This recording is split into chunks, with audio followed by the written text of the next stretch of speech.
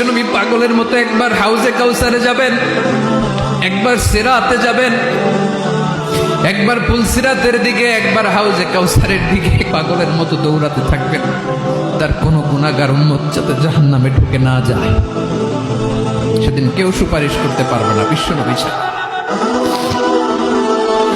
এজন্য 5 নম্বর আল্লাহ বললেন, মান যাল্লাযী ইয়াশফাউ ইনদাহু ইল্লা বিইযনিহি।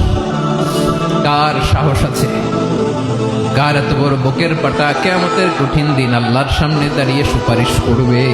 কারো ক্ষমতা, কারো ক্ষমতা নাই। বিশ্বনবী সেদিন সিজদায় পড়ে উম্মতের জন্য কাঁদবেন, সবাই কাঁদবে, নফসি নফসি, আল্লাহ আমারে বাঁচাও, আল্লাহ আমারে বাঁচাও। বিশ্বনবী বলবেন, উম্মতি উম্মতি।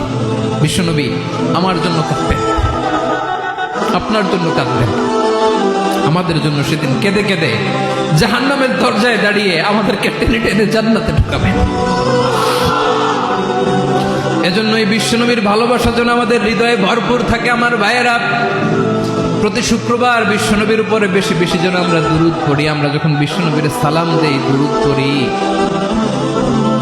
একদল স্পেশাল ফেরেশতা আছে যারা বিশ্বনবীর দুরূদটা নিয়ে সরাসরি বিশ্বনবীর রওজায় যায়, যে বলে অমুকের বেটা অমুক আপনারে সালাম দিয়েছে। বিশ্বনবী নিজ কবরের থেকে নিজেই সালামের উত্তর দেয়।